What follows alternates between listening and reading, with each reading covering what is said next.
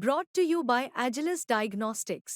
Health test की बात आती है तो मैं भरोसा करता हूँ India largest diagnostics company Agilus diagnostics. खुद को टेस्ट करते रहो। क्या इमरान को खुद एक शायर को एक पार्टी का गुलाम बनना पड़ा ताकि उनकी आवाज मैग्नीफाई हो? कई शायर ऐसे हैं जो आज भी ये मानते हैं कि हमें पार्टी और सियासत से कुछ नहीं लेना देना और उनकी कलम में क्या कम ताकत है। पहले तो आपके सवाल में जो शब्द है, आप आज तक में नौकरी कर रही हैं तो आज तक की गुलाम थोड़े ही है।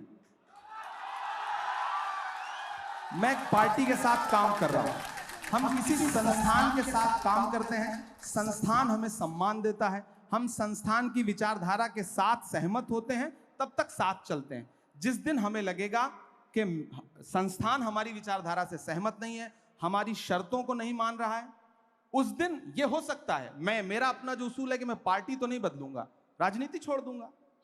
हमारी अपनी एक दुनिया है। क्या राजनीति में आना जरूरी हो गया था इमरान? बिल्कुल जरूरी हो गया। बहुत सारे शायर ऐसे हैं जो मानते हैं कि अपनी कलम को आजाद रखना किसी भी एक पार्टी की विचारधारा से उनकी पूरी जिंदगी का लक्ष्य होता है। नहीं, देखिए, आप जिस दौर में जी रहे हैं, इस दौर में अगर आप ये कह रहे हैं कि आप तटस्थ हैं तो आप सबसे बड़ी सियासत कर रहे हैं। ये कहना कि मेरा सियासत से कोई लेना देना नहीं है, ये सबसे बड़ी सियासत है।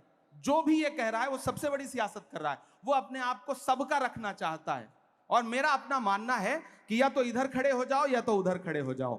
आज का दौर ऐसा है कि आप सिर्फ जुल्म को बुरा मत कहो, जालिम को बुरा मत कहो, जो अच्छा है उसका साथ भी दो। हम सिर्फ फेसबुक पर, ट्विटर पर, इंस्टा पे पोस्ट कर देते हैं, ये मामला हुआ, ये बड़ा गलत हुआ।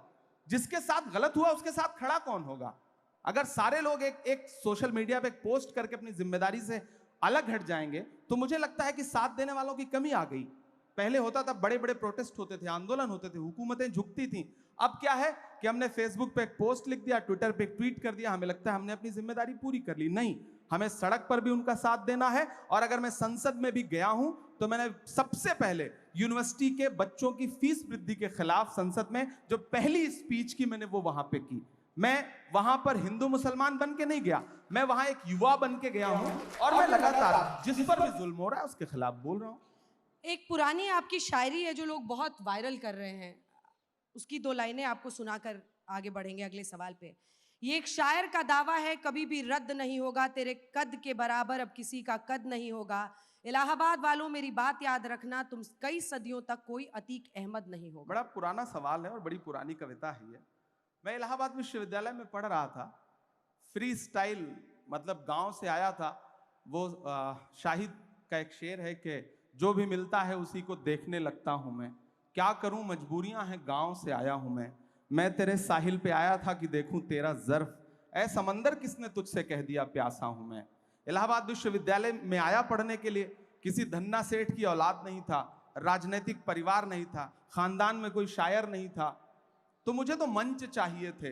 जो भी मंच मिलता था उस पर चढ़ता था, अपनी प्रतिभा दिखाता था, पेमेंट लेता था, घर जाता था। एक वक्त आने के बाद आपको समझ में आता है कि आपकी वैचारिकी क्या है, आपकी विचारधारा क्या है, आपको किन मुद्दों पे लड़ना है। अच्छा, कवि सम्मेलन और मंचों के एक उसूल हैं। आप मंच समझती हैं, यहाँ आने पे आपने 2-4 जुमले बोले, उसके बाद लोग कनेक्ट हुए ना, वरना लोग तो संगीत के असर में थे। तो हम जब मंच पे आते थे तो लोग मुख्य अतिथि के असर में हैं, तो हमने मुख्य अतिथि के लिए 4 पंक्तियां सुनाई, उसके बाद फिर वो सुनाया जो हमें सुनाना था। अच्छा, ये वही था। तो समा बांधते थे आप? हाँ, इसको समा बांधना ही कह सकते हैं। भीड़ को अपने से जोड़ने के लिए आपको चला वो तीर जो बेहतर तेरी जबान में है, किसी की आंख में जादू तेरी जबान में है। तो हमारी आंख में तो जादू नहीं है, लेकिन जबान में जादू जगाने के लिए ये सारे तिकड़म अपनाने पड़ते थे। क्या बात है, आपने खुद ही कह दिया तिकड़म अपनाने पड़ते थे। सच्चाई भी शायद शायर की सबसे बड़ी ताकत होती है, अगर पूरी जिंदगी वो उसको किसी पार्टी में रहते हुए भी संभाल कर रख सके। मैं पूरी कोशिश करूंगा, ये आवाम से वादा है मेरा।